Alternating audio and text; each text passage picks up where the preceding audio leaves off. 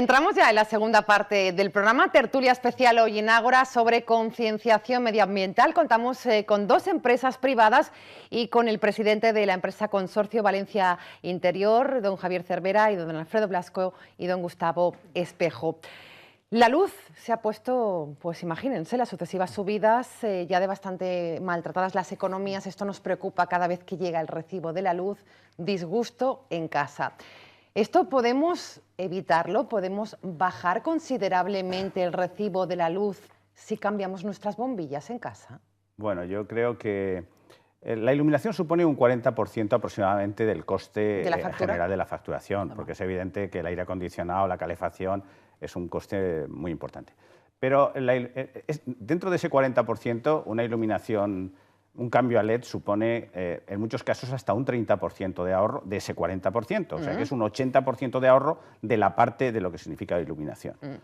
Pero tiene mala fama esto de las bombillas LED. Perdóneme la frase, me va a decir que no tengo ninguna razón, pero que son caras, es decir, siguen siendo muy caras las bombillas LED. A mí me parece dos cosas, que tienen mala fama por dos razones. Sí. Primero, porque ha habido mucho intrusismo de gente muy poco profesional que no sabe lo que le vendían, iba a comprar una bombilla sin saber ni qué tipo de LED llevaba dentro, y ha habido al principio muchísima gente que ha tenido problemas de poca duración. Y en segundo lugar, también los precios en estos momentos han caído de una manera muy importante y además yo vaticino que en menos de 3 años cualquier otro tipo de bombilla será más cara que un LED. Ah, caray, bueno, pues es un dato importante. Nosotros estamos en estos momentos desarrollando, de cara a los próximos meses, 2 bombillas halógenas con sus casquillos ya incluidos, todo, y queremos que tenga un precio de venta público inferior a 10 euros, a 9,90 2 bombillas. Si los casquillos GU10 valen 1 euro, significaría que por poco más de 4 euros ya se tiene una bombilla de LED que sustituye perfectamente un halógeno. Gustavo, Javier, un dato importante, ¿no?, el que nos está dando. Sí, ya la bajada del precio, pero es verdad que tenían mala fama. Sí, y yo creo que también, no solo el precio, yo creo también las bombillas que se compran en lugares muy económicos, que también pues han creado mala fama, porque son bombillas de muy baja calidad, son de LED, pero son de muy baja calidad, han dado un mal rendimiento y también han creado mala fama. ¿No? Señor Blasco, ¿cómo estamos en este sentido? No sé si tiene usted el dato desde la empresa Ledispa de los hogares valencianos que hemos dado el paso a bombillas LED. Hombre, yo creo que todavía es muy pequeño el porcentaje de hogares que han pasado a iluminación LED. Yo lo que sí que pienso, por ejemplo, en estos momentos, para hacernos una idea, cualquier iluminación industrial que esté 24 horas encendida se amortiza con LED en menos de 6 meses. Cualquier iluminación que esté 12 horas encendida, nosotros la amortizamos en 1 año aproximadamente. Y cualquier iluminación que esté 8 horas al día, tardaría unos 2 años en amortizarse. Pero es que aún hay más. Hoy en día, cada día vamos a que la iluminación sea inteligente. Es decir, hasta ahora las luces no veían.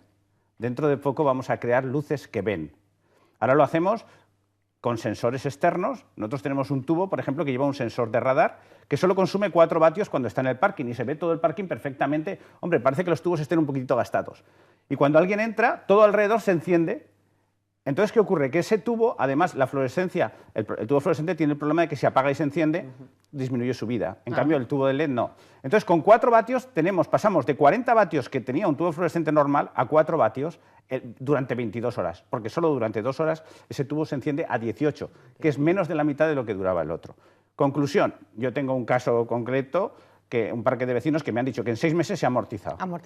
Claro, porque hablamos de comercio, de pequeño comercio, de grandes superficies, de centros comerciales, de residenciales, de todo vecinos. Esto se está cambiando muy rápido. Evidentemente, aquí sí que ha habido concienciación, ¿no?, por el tema, bueno, pues de reuniones, de alguien que plantea este tema y se da el paso. Ahí se da el paso y dentro de poco, evidentemente, ya vamos con los precios que estamos barajando ya en 3 o 4 horas al día, se va a amortizar en 1 año. Parte económica, aclarado yo creo este punto. ¿Y qué tipo de luz nos da? Antes usted lo comparaba en ese reportaje, ¿no? Nos da una luz más limpia, más clara, más bonita. Bueno, en realidad uno puede elegir LED de peor calidad o de mayor calidad. Nosotros además tenemos una instrumentación nueva, tenemos una web dedicada a ello que se llama medidordeled.com, con nuestros nuevos instrumentos que hay, algo que costaba antes casi 100.000 euros, vamos, hoy en día con un aparatito que cuesta, bueno, no es para el particular, pero para un profesional que cuesta 1.000 y pico euros, es capaz de ver la calidad de la luz, es decir, el CRI que tiene de verdad. Ya no nos pueden... y muchas veces engañaban al comerciante diciéndole que esa luz tenía calidad y ahora gracias a un pequeño medidor de mano se puede ver de verdad qué es lo que estoy comprando y puedo comparar un LED con otro. Esto va a hacer que los profesionales aprendan mucho de iluminación, que en España, aunque nosotros hemos dado bastantes cursos, vemos que hay un gran desconocimiento. El electricista clásico tiene bastante desconocimiento del mundo de la iluminación. Sí. Alcalde decidió en su momento dar el paso en Loriguilla y ¿le han dicho algo a los vecinos al respecto? ¿O no se han dado cuenta?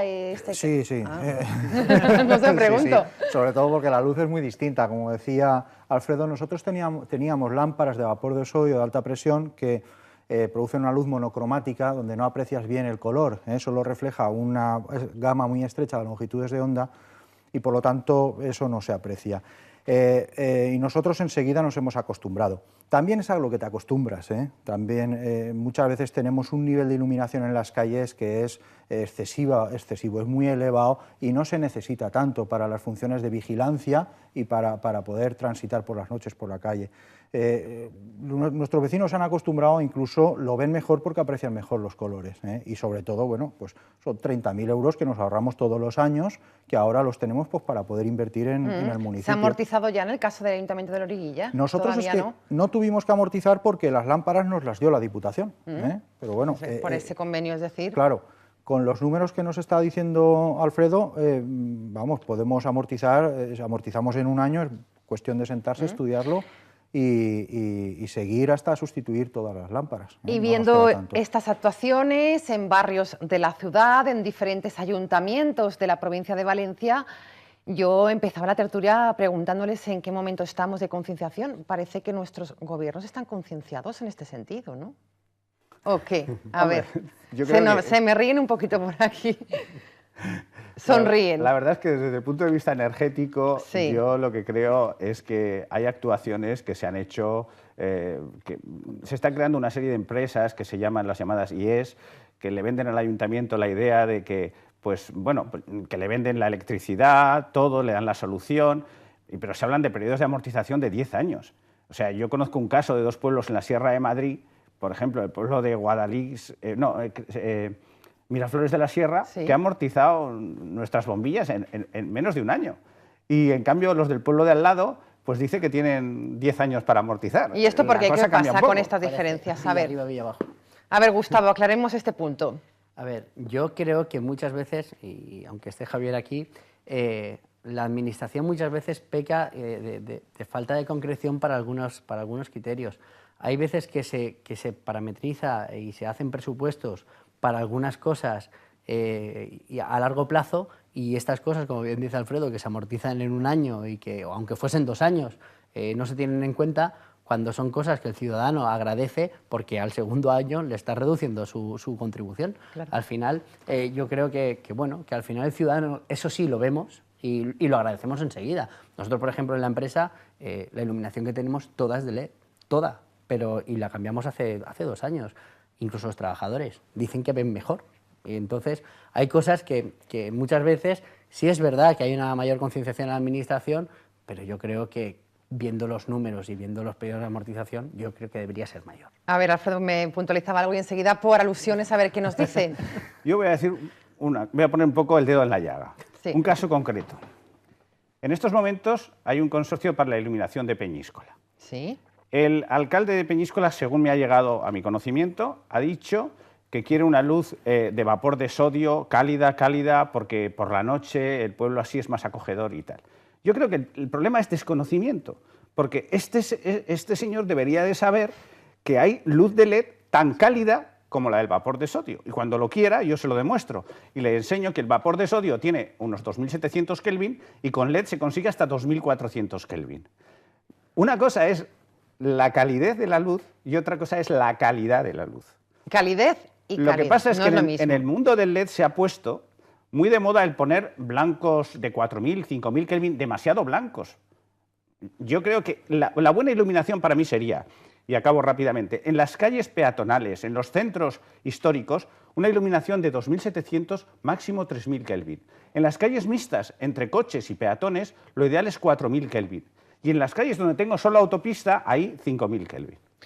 Bueno, pues menudo estamos aprendiendo esta noche. Señor Cervera, por alusiones que decían que la Administración... Voy a tener que ser yo el que rompa una lanza por la Administración. Bueno, mira, supongo que sí. Creo que muchas veces, aunque tenemos fama de lo contrario, los políticos, sobre todo alcaldes, concejales y políticos que están en la administración local, somos muy sensibles a las peticiones de nuestros ciudadanos. Y las peticiones de nuestros ciudadanos hoy son trabajo. A mí, cuando me reúno con mis vecinos, lo que me piden es trabajo. Yo quiero trabajo, no depender de una subvención tampoco. Quiero trabajo, ocupar mi tiempo, mantener a mi familia y salir adelante. Y el que está muy mal, pide ya una ayuda a la desesperada. Entonces, normalmente, y además en estos últimos años, los ayuntamientos hemos tenido que hacer un esfuerzo muy importante, pero que muy importante, para equilibrar nuestros presupuestos. Hoy, afortunadamente, los tenemos equilibrados. La gran mayoría de ayuntamientos lo que estamos dando ya es resultados positivos y estamos pagando la inmensa mayoría, salvo algunas excepciones, los costes, las facturas en plazo. Esa sensibilidad a lo que nos demandan los ciudadanos hace que muchas veces, y juntado con la especial atención que hemos tenido que poner a equilibrar nuestros presupuestos, que era una tarea muy compleja y muy traumática en muchos de los casos, porque ha comportado hacer pues, reducciones de gasto, pues hace que nos olvidemos de cosas que también son importantes, como en fin, temas de implantar soluciones medioambientalmente más compatibles con nuestros municipios. Y al final acabamos reaccionando fundamentalmente, si no nos lo piden nuestros ciudadanos, por dos cosas. Porque nos lo impone la normativa, esto es ley y lo tienes que hacer así, o porque, como hablábamos antes, hay un ahorro económico. Entonces, ¿cuándo reciclamos más? Cuando esto me redunda al bolsillo. ¿Cuándo estamos cambiando las lámparas LED? Cuando hemos llegado a un precio y a un equilibrio económico tal que, como dice Alfredo, o se amortiza muy rápido y tenemos un beneficio muy rápido, o si no, pues bueno, sí, lo estudiamos, eso queda ahí, pero son tantos, y hoy sobre todo, los problemas que afectan al ciudadano de la calle, que muchas veces nos distraemos en otras cosas que son muchos problemas mucho más acuciantes. No somos héroes, ni somos dioses, ninguno. Está claro. ¿Les han convencido los argumentos a Alfredo y Gustavo? A mí me parece que tiene mucha razón, o sea, sí. Yo no dejo de pensar, pero también pienso en un pequeño alcalde de un municipio de la provincia de Teruel, muy pequeñito, sí, prácticamente solo con una calle, que me dijo, fue uno de los primeros que cambió al LED, y me dijo, mira, Alfredo, pagaba 500 euros de luz, ahora pago 200 al mes. Por primera vez desde hace 5 años voy a poder arreglar las aceras con lo que me he ahorrado. Bueno, pues importante este Cuando ejemplo. nos tocan el dinero, hay un ahorro económico tangible, entonces es cuando reaccionamos muchísimo más rápido. Reaccionan así, sobre todo con normativa, ¿no, Gustavo? Como reconocía el propio señor Cervera. Yo creo que al final todo se conjuga, al final entre normativa y el ahorro económico todo va hacia adelante. Bueno, decíamos en la presentación que Gustavo es también el presidente de la Fundación Intraeco. No me gustaría acabar hoy la tertulia sin conocer una pincelada, ¿no?, de esta fundación. Bueno, pues para ser muy breve, la Fundación Intraeco es una fundación sin ánimo de lucro que nace para ayudar a las empresas y a los empresarios a conseguir fondos. Con el nacimiento de la crisis o con el surgimiento de la crisis, muchas empresas tenían desconocimiento para la solicitud de fondos europeos, de ayudas. Esta fundación nace con el fin de ayudar a estas empresas que tenían esta falta de conocimientos a cómo solicitar esas solicitudes, esas ayudas de fondos europeos.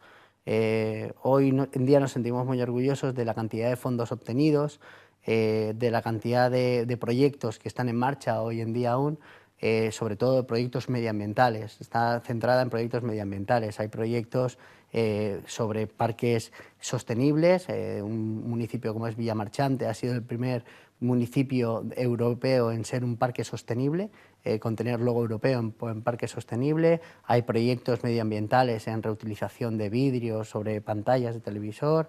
hay proyectos europeos sobre prototipos.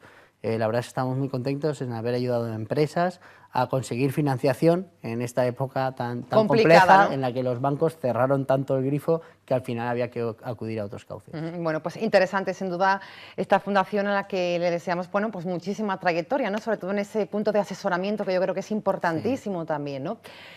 Señor Cervera, como presidente de Empresa Consorcio Valencia Interior, nos gustaría tener un poco la ubicación, porque claro, desde casa dirán, bueno, ¿y dónde están situados? ¿Cómo se ha ido un poco creando el mapa de este Consorcio Valencia Interior? Bueno, en esos ecoparques ubicados. Al final, la solución para dar un tratamiento adecuado a los residuos pasa por construir unas instalaciones adecuadas, y las instalaciones consisten en una planta donde se selecciona las fracciones que tienen algún valor contenidas en los residuos en masa, que tenemos en una planta de selección que tenemos en Liria, una un poco más pequeña, también una planta de selección que tenemos en Caudete de las Fuentes. En el residuo, por mucho que queramos aprovechar del residuo, siempre hay una parte, que en nuestro caso es del 44%, que le llamamos rechazo, que es aquello que no hemos podido recuperar, lo que ya no tiene una vida útil en el mercado o sería muy caro de poder utilizar. Ese rechazo lo depositamos en un vertedero. Nosotros le llamamos instalación de eliminación, porque vertedero tiene esas connotaciones negativas de esos lugares que todos conocemos y que no tienen nada que ver con las instalaciones de eliminación. Las instalaciones de eliminación están convenientemente impermeabilizadas.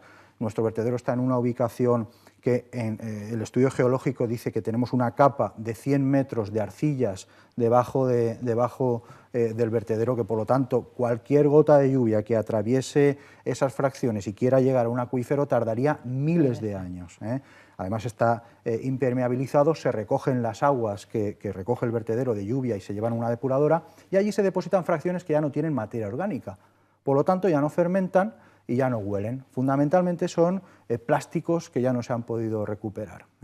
Tenemos también 27 ecoparques fijos repartidos en el territorio y 9 ecoparques móviles que hacen rutas en aquellos núcleos urbanos, o bien municipios pequeños o bien urbanizaciones, para reforzar el servicio de ecoparque fijo. Bueno, pues interesante sin duda alguna esta red. Entramos en los minutos finales. A mí me gusta siempre pedir a nuestros contertulios, bueno, pues esa frase final, esa reflexión, ese reto de futuro del sector que esta noche hemos querido conocer en Canal 7 Televalencia, concienciación medioambiental, con la representación de 2 empresas privadas y una entidad pública. Comenzamos por Gustavo Espejo, como gerente de empresa Recitec. ¿Cuál sería su mensaje final?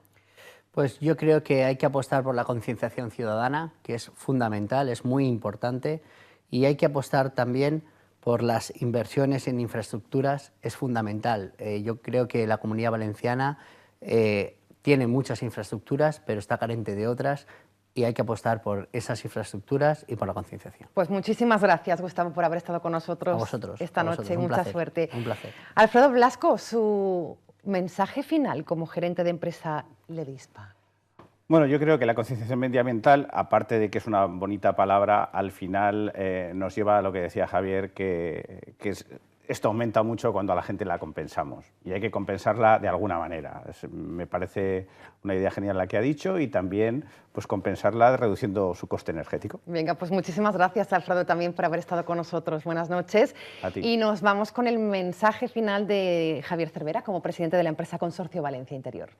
Pues yo, ¿qué puedo pedir? Pues que reciclemos, porque, y sobre todo en nuestro territorio, el que más recicla menos paga. Así que por el propio interés de cada uno, que reciclemos y que nos acostumbremos a depositar cada residuo en el lugar adecuado. Cuesta muy poco, quizá el incentivo inicial es porque me voy a ahorrar, pero cuando empiezas a hacerlo ya no puedes dejar de hacerlo. Ya no es por el incentivo, sino ya por conciencia.